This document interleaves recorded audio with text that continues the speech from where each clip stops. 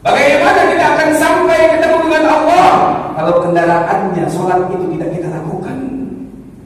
Sedekah kita banyak, zakat kita banyak, puasa kita rajin, tapi kita tidak pernah sholat, melalaikan sholat, maka jangan mengharap amal sholat itu akan sampai kepada Allah Subhanahu wa Ta'ala.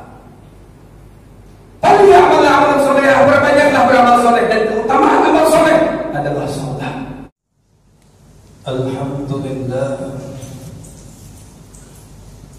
Alhamdulillahilladzi kataba 'ala dunya al-bala wa man salaka al-huda kataba lahu ar-ridha. Ahmaduhu subhanahu wa syukru 'alamatu sidqi wal wafa. Ashhadu an la ilaha illallah wahdahu la syarika lahu wa ashhadu anna Muhammadan 'abduhu wa rasuluhu. Allahumma salli wa sallim ala sayyidina Muhammad wa ala alihi wa ashabihi ajma'in. Faya ayyuhal hadirun, ittaqullaha haqqa tuqatih wa la tamutunna illa wa antum muslimun. Faqala Allah Ta'ala fil Qur'anil Karim, a'udzu billahi minasy syaithanir rajim. Bismillahirrahmanir rahim. Faman kana yarju liqa'a rabbih faly'amal 'amalan shalihan wa la yusyrik bi'ibadati rabbih ahada. Shadaqallahul 'azim.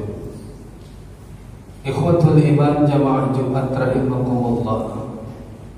Dalam khutbah kali ini, khatib akan mengetengahkan sebuah tema yang berjudul Kian berjumpa dengan Allah Subhanahu wa Ta'ala. Ikhwatul iman jamaah Jumat rahimakumullah.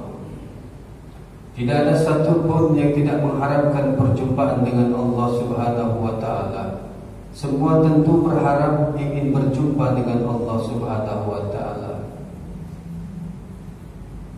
Bahkan kita pun berharap selama kita hidup di dunia, kita memohon, berdoa, memohon kepada Allah Subhanahu wa Ta'ala. Kita berharap doa itu pun berjumpa dengan Allah Subhanahu wa Ta'ala. Tapi mengapa seakan-akan di akhir zaman ini seakan-akan doa ini tidak berjumpa dengan Allah Subhanahu wa Ta'ala? Kita bisa perhatikan umat Islam di Indonesia ini banyak mayoritas, tapi bencana terus silih berganti. Gempa bumi, banjir bandang, angin topan terus silih berganti. Gunung meletus. Seakan-akan doa ini tidak berjumpa dengan Allah Subhanahu wa Ta'ala. Lalu bagaimana agar doa ini berjumpa dengan Allah Subhanahu wa Ta'ala? Mari kita belajar bagaimana Rasulullah sallallahu alaihi wasallam berjumpa dengan Allah Subhanahu wa Ta'ala di dalam Isra Mi'raj. Jangan-jangan kita salah. Kita mengaku umat Rasulullah, tapi kita salah mencontoh Rasulullah. Di dalam perjalanan Isra Mi'rajnya Rasulullah sallallahu alaihi wasallam, ketika Rasulullah sallallahu alaihi wasallam sampai di Masjidil Aqsa, selesailah Rasulullah sallallahu alaihi wasallam memimpin salat berjamaah rohnya para nabi dan para rasul. Ketika itu malaikat Jibril menyuguhkan 2 gelas minuman. Yang pertama arak, yang kedua susu. Ketika itu Rasulullah sallallahu alaihi wasallam sebelum Mi'raj, Rasulullah memilih susu, lalu beliau minumnya. Lalu apa kata malaikat Jibril? Ini fitrah. Dan itulah yang mengantarkan Rasulullah sallallahu alaihi wasallam dengan fitrah itulah. Rasulullah diantarkan oleh malaikat Jibril, diantarkan oleh Allah berjumpa dengan Allah Subhanahu wa Ta'ala melalui prosesnya.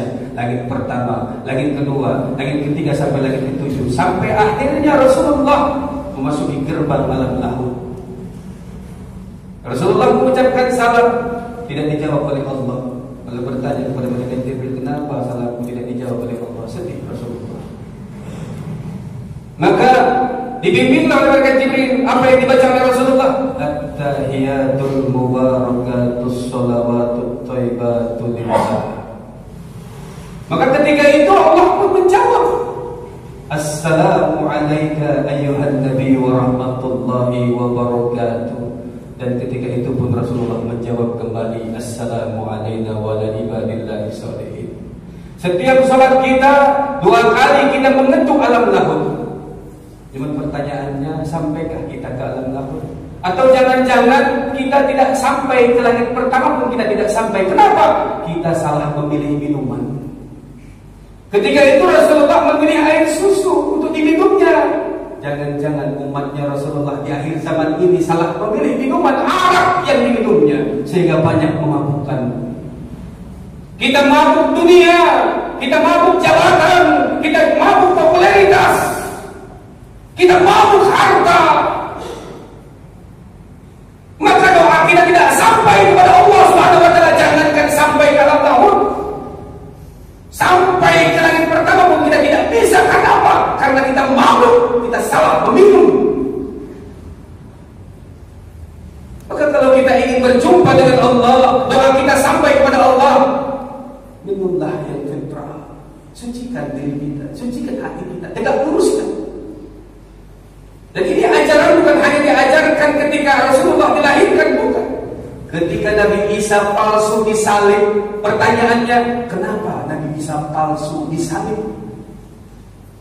Di tiang salib, bukan di bentuk lingkaran atau jajaran gembel.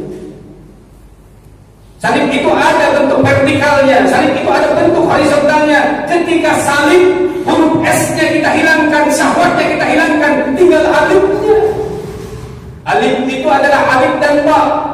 Alif itu tidak lurus pada Allah Subhanahu wa taala. Ba itu kita contoh Rasulullah sallallahu alaihi wasallam. Kenapa huruf ba? Ba itu titiknya di bawah. Rasulullah ini contoh yang terbaik. Rasulullah ini rendah hatinya, di bawah hatinya. Rendah hatinya, rendah dirinya di hadapan Allah Subhanahu wa taala. Maka singkirkan huruf S-nya, tegakkan alifnya. Ketika kita berdoa, ketika kita beribadah, ketika kita beraktivitas, jangan syahwat ini dibesarkan, tapi besarkan tegak lurus kita kepada Allah Subhanahu wa taala dengan mencontoh Rasulullah.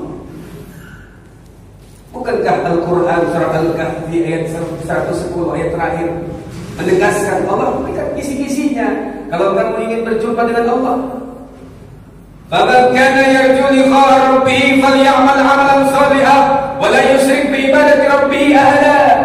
Apa kata Allah?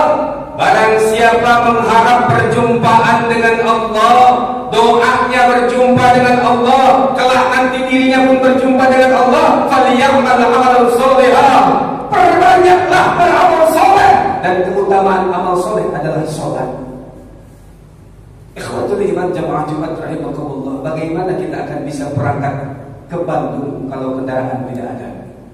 Sekalipun harta kita banyak, sekalipun barang-barang bekal yang akan kita bawa itu banyak, tapi tidak ada kendaraan untuk mengantarkan amal soleh tadi, bagaimana akan sampai kita ke Bandung? Bagaimana kita akan sampai ketemu dengan Allah kalau kendaraannya sholat itu tidak kita lakukan? Sedekah kita banyak, zakat kita banyak, puasa kita rajin, tapi kita tidak pernah sholat, melalaikan sholat, maka jangan mengharap amal sholat itu akan sampai kepada Allah Subhanahu wa taala. Tapi amal soleh, berbanyaklah beramal soleh, dan keutamaan amal soleh adalah sholat. Sholat di mana? Ketika itu Rasulullah memimpin sholat berjamaah, makanya para nabi sholat berjamaah. Inilah sholat yang benar. Berjamaah di mana? Dari Masjidil Haram ila Masjidil Aqsa, dari masjid ke masjid. Kenapa harus di masjid? Karena masjid ini dijamin oleh Allah yang maha suci kesuciannya. Tidak ada yang dijamin, bangunan yang dijamin kesuciannya oleh Allah yang maha suci selain masjid. Kenapa? Ketika kita sholat di rumah belum tentu terjamin kesucian sholat kita di rumah. Bisa jadi bekas air kencing anak-anak kita. Tapi di masjid dijamin kesuciannya, dijamin oleh Allah Subhanahu wa taala. Maka di dalam Al-Qur'an surah Al-Isra diawali dengan subhanalladzi asra bi 'abdihi lailan minal masjidil haram ila al-masjidil aqsa. Subhanalladzi, maha suci Allah. tentang Maha Suci Allah, tidak ada yang mampu menodainya, tidak ada yang mampu mengotorinya. Masjid tempatnya yang dilindungi oleh Allah Subhanahu wa taala yang Maha Suci. Salat, amal soleh. Ikhwatul iman jamaah Jumat rahimakumullah. Lalu yang kedua apa? Yang kedua di dalam Al-Quran surah Al-Kahfi ayat 110 ditegaskan oleh Allah, sholat tidak cukup, puasa tidak cukup, karena ada orang yang sholat mabuk, ada orang yang sholat, ada orang yang puasa mabuk, orang berzakat mabuk, orang bersedekah mabuk, dia berderma tapi mabuk, tidak mengantarkan itu kepada Allah Subhanahu wa taala. Lalu bagaimana yang benar? Wala yusrik bi ibadati rabbih ahada. Jangan sekutukan Allah dengan ibadah apapun. Ketika kita sholat, tegak lurus kita kepada Allah. Sholatku untuk karena Allah, puasaku karena Allah. Bukankah di dalam sholat kita senantiasa berikrar? Dan ini pun tercantum di dalam Al-Quran surah Al-An'am ayat 162. Apa kata Allah? Qul inna salati wa nusuki wa mahyaya wa mamati lillahi rabbil alamin. Katakanlah sesungguhnya sholatku, ibadahku, hidupku, matiku karena Allah Subhanahu wa taala. Tapi kenapa keseharian kita menyekutukan Allah dengan ibadah kita? Kita berbangga-bangga dengan ibadah kita. Perlu kita ingat ada 3 orang yang dimasukkan ke dalam nerakanya Allah pertama kali. Yang pertama seorang mujahid yang ria, ingin dipuji manusia. Seorang alim ulama yang ria, ingin dipuji manusia. Seorang dermawan yang ria, ingin dipuji manusia. Mereka telah mendapatkan pujian itu di dunia, bahkan ketika mereka dikumpulkan pun banyak orang mengantarkannya. Tapi di akhirat ternyata dengan pedenya mereka masuk ke surga, ternyata masuk pengadilan Allah, diseret oleh Allah ke neraka jahanam ya Allah. Dari Abu Hurairah, ketika Rasulullah selesai bersabda tentang dalil itu, Rasulullah menegur paha Abu Hurairah, ya Abu Hurairah, mereka lah orang yang pertama kali masuk neraka jahanam ya Allah. Maka jagalah hati kita, tegak luruskan ibadah kita, aktivitas kita, apapun itu, tegak luruskan ibadah kita kepada Allah Subhanahu wa taala. Jangan sampai ada kebohongan-kebohongan, jangan sampai ada kesyirikan-kesyirikan dalam ibadah kita.